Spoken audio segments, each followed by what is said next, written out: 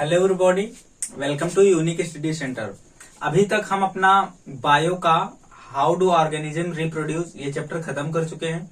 इसके बाद हमारा आता है नेक्स्ट चैप्टर जो कि है हेरिडिटी एंड इवोल्यूशन, मतलब आनुवांशिकता एवं जैव विकास। अब इस चैप्टर में हमको क्या पढ़ना है, तो हमने जब रिप्रोडक्शन चैप्टर पढ़ा था, जब प्रजनन चैप्टर जो हमारा था, उसमें हम देख रहे थे कि एक जीव से नए तरह के जीव आ रहे थे।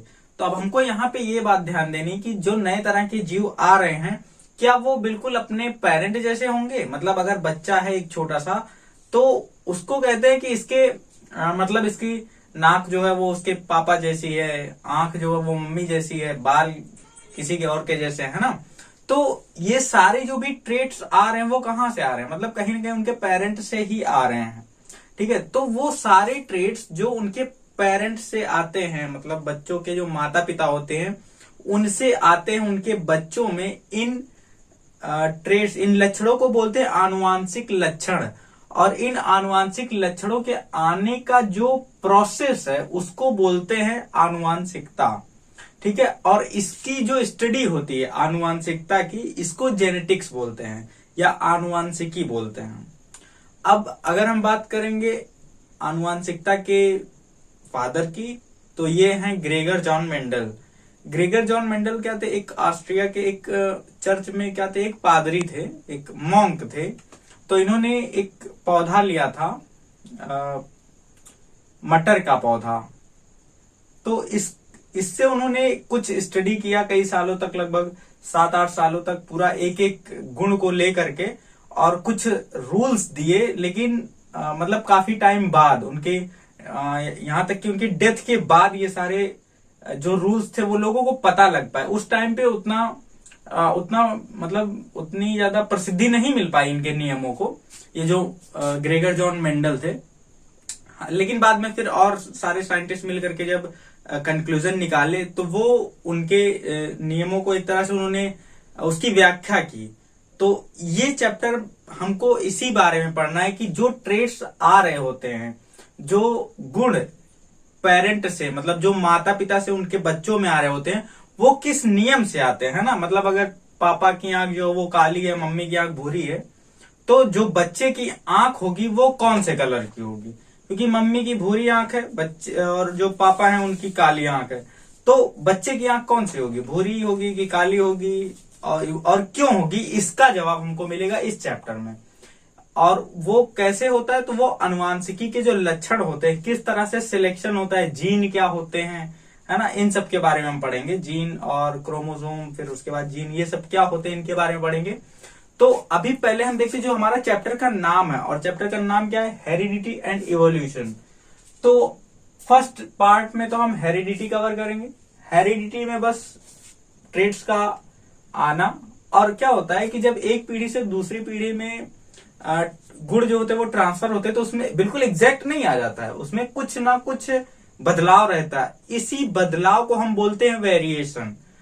और जब ये बदलाव एक बहुत लंबे टाइम तक चलता रहेगा, मतलब एक कोई पेरेंट था, फिर मान लीजिए कि एक पेरेंट से फिर उसके बच्चे हुए, तो कुछ वेरिएशन आया इसमें, मतलब वो अपने पेरेंट से कुछ अलग था, उसके बच्चे हैं वो उनसे अलग होंगे थोड़े बहुत। ऐसे अलग होते होते जब ये कई पीढ़ियां बीत जाएंगी, तो इतना ज्यादा चेंज आ जाएगा कि हम एक तरह से इसको एक विकास के जैसा देखने लगे, कि ये बिल्कुल जो पहले था वो कुछ और था, और जो अभी आज है वो कुछ और है। जैसे ह्यूमन, हम खुद इसके एग्जाम्पल हैं। बताया जाता है हमको कि जो हमारे एंसेस्टर्स थे वो क्या थे, वो आदिमानव थे, जंगलों में रहते थे, और उसके बाद धीरे धीरे इवॉल्व होते होते आज के जो सिविलाइज्ड ह्यूमन बने हैं, ये इस तरह से बने जो कि होमोसेपियंस होते हैं, है ना। तो हम खुद एक एग्जाम्पल है इवोल्यूशन का, और उसी तरह से हमारे अंदर चेंजेस भी आते गए हैं, है ना। हम एनवायरमेंट में उतना ज्यादा शायद जितनी इनसिक्योरिटीज तब होती थी, आज उतनी हम नहीं झेल सकते हैं। तो कुछ फायदे हुए, कुछ नुकसान हुए हैं। फायदा ये हुआ कि ब्रेन डेवलप हो गया है, और डेवलप होने से भी कुछ नुकसान हुआ है। तो इसको हम बोलते हैं जैव विकास। मतलब कि ये जो ट्रेट्स फ्लो होके एक पीढ़ी से दूसरे पीढ़ी में जा रहे हैं, जो बदलाव आ रहे हैं, वेरिएशन जो आ रहे हैं, ये शुरू मतलब थोड़ा थोड़ा कर करके एक लंबे टाइम के बाद, मतलब कई हजार सालों के बाद या कई हजार पीढ़ियों के बाद, ये एक मतलब इतना ज्यादा चेंज आ जाता है कि जिसको हम बोल देते कि ये इवोल्यूशन है, ऑर्गेनिक इवोल्यूशन या जैव विकास है। तो ये होता है जैव विकास। अब हेरिडिटी क्या होती है? The transfer of trait of from one generation to other generation, है ना। एक पीढ़ी से दूसरी पीढ़ी में जो ट्रांसफर होगा ट्रेट्स का मतलब गुण, है ना, जो कैरेक्टर होता है। जैसे हम कोई एक कैरेक्टर लेते हैं आदमी की हाइट का, ठीक है, तो आदमी कैसे दो तरह के होते हैं ना, एक लंबे होंगे, छोटे होंगे। वैसे ही काली आंख और भूरी आंख, ये भी क्या एक ट्रेट है, मतलब एक कैरेक्टर है। और काला होना या भूरा होना, इसका जो है वो एक ट्रेट है। तो किसी भी कैरेक्टर के मतलब दो अलग अलग ट्रेट्स होते हैं, दो अलग अलग लक्षण होते हैं। तो उन सब के बारे में पढ़ना है। तो आनुवंशिकता, है ना, डेफिनेशन क्या होगी इसकी हमारी? जो पेरेंट है, जो माता पिता है, से संतानों में पहुंचने वाले लक्षण, इन लक्षणों को बोलेंगे आनुवंशिक लक्षण। और इन लक्षणों के पहुंचने का जो प्रक्रम है, जो तरीका है, इसको बोलते हैं आनुवंशिकता, है ना। आनुवंशिक लक्षण तथा इन लक्षणों के आधार पर नई पीढ़ी में उत्पन्न समानताओं और असमानताओं को आनुवंशिकता कहते हैं। जो भी चेंजेस आ रहे हैं, ठीक है, ये होता है आनुवंशिकता। अब आनुवंशिकता के पेरेंट अगर हमको देखने हैं तो वो हो जाएंगे ग्रेगर जॉन मेंडल। और इसमें अब कुछ टर्म्स अगर हम जान लेते हैं तो ये चैप्टर काफी इजी हो जाएगा हमारे लिए। अब वो टर्म्स कौन कौन से, वो हमको जरा देखने हैं। इसके बाद के जो हमारे टर्म्स हैं वो हैं डोमिनेंट ट्रेट और रेसेसिव ट्रेट। डोमिनेंट का मतलब होता है प्रभावी लक्षण, जो अपने आप को एक्सप्रेस कर सकते हैं, उसको इस बात से कोई फर्क नहीं पड़ता कि आसपास कौन है, वो होता है डोमिनेंट। और रेसेसिव क्या होता है? वो तभी दिखता है जब आसपास कोई नहीं होता है। मतलब डोमिनेंट ट्रेट क्या होता है? It is the one that expresses itself in the presence और एब्सेंस ऑफ रेसेसिव ट्रेट। मतलब डोमिनेंट हो या फिर जो रेसेसिव ट्रेट है वो चाहे हो चाहे ना हो, डोमिनेंट अपना असर दिखाएगा। वे लक्षण जो स्वयं को अप्रभावी लक्षण की उपस्थिति या अनुपस्थिति में प्रदर्शित करते हैं, ठीक है। मतलब इसको आसपास कौन, इससे कोई फर्क नहीं पड़ रहा है। फिर उसके बाद आते हैं रेसेसिव ट्रेट। रेसेसिव ट्रेट क्या होते हैं? ये खुद को रिप्रेजेंट तभी करते हैं जब डोमिनेंट ट्रेट नहीं होता है। It is the one that expresses itself only in the absence of dominant trait, ठीक है। वे लक्षण जो स्वयं को केवल प्रभावी लक्षण की अनुपस्थिति में ही, मतलब डोमिनेंट ट्रेट नहीं है तब ये रिप्रेजेंट करेगा खुद को, जो रेसेसिव ट्रेट है, जो अप्रभावी लक्षण है। अप्रभावी और अप्रभावी लक्षण क्या होते हैं? जैसे अगर हम मान ले रहे हैं कि आंख का काला होना, ठीक है, जो पुतली है उसका काला होना अगर प्रभावी लक्षण है तो हमेशा दिखेगा कौन? हमेशा दिखेगा काला। और अगर भूरा भी होती, आंखें भूरी भी होती, लेकिन भूरा कब दिखेगा? जब जो काली आंख के लिए जो जीन रिप्रेजेंट है अगर वो नहीं होगा तब वो रिप्रेजेंट करेगा।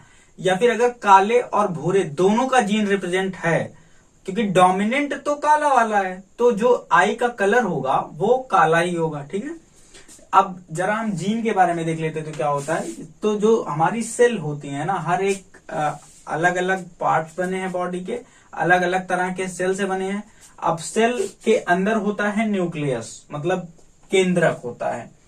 केंद्रक के अंदर होता है क्रोमोसोम, ये जो कि होता है 23 पेयर, है ना, 23 पेयर होते हैं इसके क्रोमोसोम के। और जिसमें से 23 का मतलब 46 क्रोमोसोम। और क्रोमोसोम बना होता है डीएनए से, और डीएनए का जो छोटा छोटा हिस्सा होता है उसी को हम बोलते हैं जीन। और जीन होते हैं हमेशा पेयर के फॉर्म में, और उनके जो पेयर होते हैं, पेयर का मतलब जोड़े के फॉर्म में होते हैं जीन। तो जीन जोड़े के फॉर्म में तो एक एक को एलील बोलते हैं। मतलब अगर हम मान ले रहे हैं कि लंबाई के लिए, हाइट के लिए जो जीन है, अगर वो टी मतलब लंबाई के लिए अगर होगा तो पेयर में होगा तो उसमें लंबाई के लिए जो जीन होगा वो क्या होगा, कैपिटल टी और स्मॉल टी। ठीक है, इसको थोड़ा सा अब हम डिटेल में देख लेते हैं कि सेल, फिर न्यूक्लियस, फिर क्रोमोसोम, फिर उसके बाद उसके अंदर डीएनए, और डीएनए बना होता है जीन के अलग अलग पार्ट से। अब जीन के बारे में देखते हैं कि जीन के अलील हम किसको बोलते हैं। अब हमने देखा जीन के बारे में, जीन हमारे पास होते हैं 23 पेयर। ठीक है, इसमें से 22 जो होते हैं मतलब 22 पेयर ये मेल और फीमेल में सेम होते हैं। इसको हम बोलते हैं ऑटोसोम या फिर कायिक गुणसूत्र। ये पूरी बॉडी, मतलब अब बाल तो जैसे लड़के का होता है वैसे ही लड़की का होता है ना, हाथ भी बिल्कुल सेम। तो डिफरेंस कहां पे आता है, डिफरेंस एक आता है सेक्स क्रोमोसोम में। ठीक है, ऑटोसोम जो होंगे मतलब 2 हाथ 2 पैर लड़के के भी लड़की के भी, तो अलग कुछ मामले में होता है ना, कुछ हार्मोन्स अलग होते हैं, कुछ ऑर्गन्स होते हैं बॉडी के जो अलग होते हैं, बाकी है वो भी ह्यूमन। तो 22 जो होंगे जो और पूरी बॉडी के स्ट्रक्चर के लिए जिम्मेदार हैं वो होते हैं, उनको हम बोलते हैं ऑटोसोम या फिर कायिक गुणसूत्र। बाद का जो एक पेयर बचता है वही होता है मेल और फीमेल में डिफरेंट। ठीक है, तो जैसे हमारे पास जीन, तो जीन होगा अब जैसे यहाँ पे हमारे पास पहले क्या दिख रहा है, एक सेल मतलब सेल है, सेल के अंदर क्या होगा, न्यूक्लियस होगा, न्यूक्लियस के अंदर होगा क्रोमोसोम। ठीक है, क्रोमोसोम के बाद क्रोमोसोम जो बना होगा वो बना होगा डीएनए से। डीएनए के छोटे छोटे, डीएनए क्या होगा, छोटे छोटे उसके जो पार्ट्स होंगे अलग अलग, उसको हम जीन बोलेंगे। और जीन में, जीन के अंदर जो जिसकी वजह से गुण आते हैं, जो लक्षण दिखते हैं, उनको हम एलील बोलते हैं। ठीक है, उसमें से एक डोमिनेंट होता है, एक जो है रेसेसिव होता है ना। जैसे हम मान लेते हैं कि हाइट, ठीक है, हाइट ऑफ द प्लांट, तो अगर हाइट के जो ये हाइट कैरेक्टर है, इसके लिए जो जीन यहाँ पे आ रहे हैं, जीन में 2 यहाँ पे इस तरह से होंगे, कैपिटल टी स्मॉल टी इस फॉर्म में, तो ये वाला रिस्पॉन्सिबल होगा टॉलनेस के लिए और मतलब लंबाई के लिए, और ये वाला क्या होगा, ये होगा बौनेपन के लिए या फिर डॉर्फनेस के लिए। ठीक है, तो इसी को क्या बोलते हैं, इसी को अलील बोलते हैं। ठीक है, एक किसी जीन के जो पेयर होते हैं अलग अलग, उनको क्या बोलते हैं, अलील बोलते हैं। ठीक है, तो अलील ही जिम्मेदार होते हैं ट्रेड्स को ले जाने में। अब हम ये देखेंगे कि इनके रूल्स क्या होते हैं, किस तरह से ये मतलब तय करते हैं कि जो आगे आने वाली पीढ़ी है उसका आई कलर क्या होगा, उसके बाल कैसे होंगे, है ना, उसके मतलब वो उसकी हाइट कितनी होगी, ये सारे जो तय करते हैं वो अलील ही तय करते हैं। तो अब उनके बारे में जरा देखते हैं कि, और यहीं से हमारा फिर जैसे मेंडल का जो एक्सपेरिमेंट था वो तो मटर के पौधे पर किया गया था। अच्छा, मटर के पौधे पर क्यों किया गया कि अगर वो एक ह्यूमन के ऊपर करते तो बहुत ज्यादा कितना पढ़ पाते, एक मतलब पिताजी का पढ़ते, उनके बच्चे में जितने वेरिएशन आते कितना वो नोट करते, उसके बाद फिर खत्म, तो नहीं कर पाते। तो ये 7-8 साल तक देखे, और कई सारी पीढ़ी तक, मतलब मटर के पौधे का जो लाइफ साइकिल होता है वो कितना 2 से 3 महीने होता है, तो कई सारी पीढ़ी पढ़ सकते थे ये मटर के पौधों की। और अलग एक बार में इन्होंने क्या किया, एक ही कैरेक्टर को पढ़ा, है ना। मटर में जो होते हैं वो 7 अलग अलग तरह के कैरेक्टर्स होते हैं, 7 कंट्रास्टिंग कैरेक्टर्स, जिसमें से फूल का कलर हो गया, उसकी जो मटर के छिलके की जो फली होती है उसका वो क्या है कि बिल्कुल ऐसे फूला हुआ है या फिर मतलब इमली के जैसा बना हुआ है, वो एक कैरेक्टर हो गया। उसके जो दाने हैं वो बिल्कुल गोल हैं या झुर्रीदार हैं। ठीक है, फली का जो कलर है वो कैसा है, वो पीला है कि सफेद मतलब हरा है, इन सब के बारे में। और जो उसको कॉटिलीडान है, मतलब जो दाना है मटर का, उसके जो वो कैसे, उसका कलर कैसा है, तो ये सारे, लेकिन इन्होंने एक एक कैरेक्टर के बारे में पढ़ा। तो जब भी हम कभी एक कैरेक्टर के बारे में पढ़ते हैं उसको हम बोलते हैं मोनो हाइब्रिड क्रॉस। और जब एक साथ 2 कैरेक्टर के बारे में पढ़ रहे होते हैं उसको हम बोलते हैं डाई हाइब्रिड क्रॉस, है ना, या फिर द्विसंकरण। और इसको क्या बोलते हैं, एकल संकरण या एक संकरण। तो आगे अभी इसके बारे में पढ़ना है। तो अभी हमारा जो टॉपिक है वो क्या है, अलील क्या होता है और एलील में किस तरह से ये रिस्पॉन्सिबल होते हैं, जो ट्रांसफर ऑफ ट्रेट्स होता है वो किस तरह से आते हैं। तो जब एलील के बारे में देखेंगे तो एलील क्या होते हैं, different form of a given gene, है ना। कोई एक जीन है, जीन में जो फैक्टर्स होते हैं, जो कैरेक्टर्स को एक पीढ़ी से दूसरी पीढ़ी में ले जाते हैं, उनको हम बोलते हैं एलील, और वो हमेशा पेयर के फॉर्म में होते हैं। मतलब किसी एक जीन के अंदर गुणवाहकों का एक जोड़ा होता है, ठीक है, उस जोड़े को एलील बोलते हैं। एग्जाम्पल अगर हम देखें तो जैसे आंख का कलर जो है, ठीक है, ब्लैक और ब्राउन कलर की आंखें होती हैं, तो यहां पे क्या होगा, एक प्रभावी होगा, एक दूसरा वाला अप्रभावी होगा। तो अगर कलर ऑफ आई के लिए हम मान लेते कि ये कोई जीन है, ठीक है, ये एक जीन है, इसमें ब्लैक, हम ये अगर ब्लैक कलर डोमिनेंट है मतलब प्रभावी है, तो इस तरह से, ठीक है, उनमें से ये ब्लैक, ये काले वाले के लिए हम मान लेते हैं ये कैपिटल भी है, तो ये क्या होगा, डोमिनेंट अगर है, और ब्राउन, ठीक है, ये अगर मतलब स्मॉल भी है, तो ये मान लेते हैं कि ये क्या है, ये अप्रभावी है, ठीक है, रेसेसिव है। तो अब जो चांसेस होंगे वो ज्यादा क्या होंगे, क्या बनने के, कौन से कलर की आंख के, काला बनने के, ठीक है, जो भी आंख होगी वो काले कलर की होगी। अगर क्योंकि इस तरह के अगर आ रहे हैं, मान लीजिए दोनों से, क्योंकि ये क्या है, एक कैरेक्टर का एक एलील है अलग अलग, तो चांसेस क्या बनेंगे, जब यहाँ पे हम इनका जब एक कॉम्बिनेशन बनाएंगे, है ना, जो पेरेंट्स से आए हैं दोनों जीन, मान लीजिए ये, ठीक है, ये भी कैपिटल भी और स्मॉल भी आ गया मान लीजिए, ठीक है, यहां से दोनों का बिट, दोनों आ गए कैपिटल भी, तो ये तो डोमिनेंट है तो काला ही बनेगा, ठीक है, ब्लैक के लिए कैपिटल भी है। सेम वैसे ही यहां से आ गया ये और ये आ गया, अब यहाँ पे कैपिटल भी स्मॉल भी, अब ये भी काला ही होगा, क्योंकि जो ब्लैक कलर है वो हावी हो जाता है भूरे वाले के ऊपर, तो यहाँ पे इसका भी कलर होगा काला।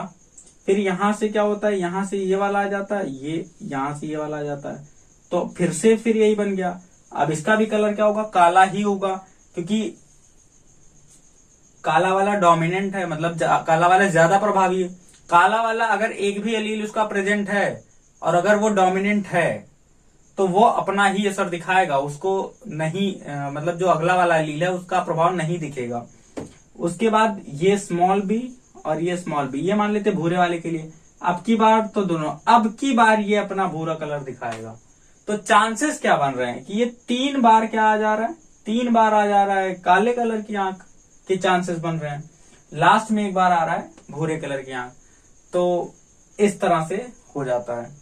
अच्छा, यहाँ पे अगर एक चीज और हमको दिखेगा, ये अगर इनके जो पेरेंट रहे होंगे, है ना, ये जो मतलब इनमें से कोई एक मतलब मेल फीमेल जो भी है पेरेंट है, इनके जो पेरेंट रहे होंगे वहां पे जरूरी नहीं है कि मतलब, क्योंकि ये दोनों की आंखें क्या है, ये दोनों की आंखें काली हैं, क्योंकि एलील इनके पास जो भी प्रेजेंट है वो क्या है, कैपिटल भी स्मॉल भी दोनों तरह का है, यहाँ पे भी कैपिटल भी स्मॉल भी दोनों तरह का है। तो डोमिनेंट तो ब्लैक है, तो जब यहाँ पे यहां से आया तो ये तो प्योर एकदम बिल्कुल ब्लैक कलर का एलील है, तो जब यहाँ पे रेसेसिव वाला रहता है तब तो ये काला दिखाता है। अब की बार तो दोनों ब्लैक है, तो फिर 100% काला दिखाएगा, ये भी 100% ही दिखाएगा, लेकिन ये तो बिल्कुल काला दिखा देगा कि हाँ कोई चांस नहीं बन रहा है। यहाँ पे डोमिनेंट है तो ब्लैक कलर ही आएगा, यहाँ पे भी ब्लैक ही आएगा, बच रहा है ये। तो यहाँ पे दोनों एलील जो है वो किसके आ गए, भूरी आंख के।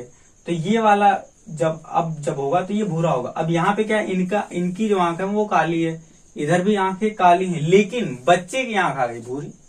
तो ये भी ऐसा हो जाता है कभी कि जो पेरेंट हैं दोनों की जो आंखें हैं वो काले कलर की हैं, लेकिन बच्चे की आंख भूरे कलर की हो सकती है।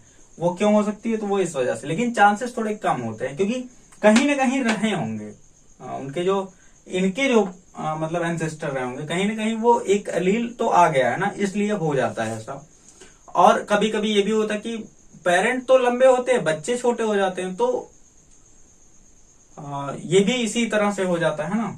तो ये सब जो रूल्स दिए थे ये मेंडल ने दिए थे, और मटर के पौधे पर एक्सपेरिमेंट करके कि किस तरह से जो ये जो ट्रांसफर है ट्रेड्स का, ये जो फ्लो है गुणों का, वो किस तरह से होते हैं।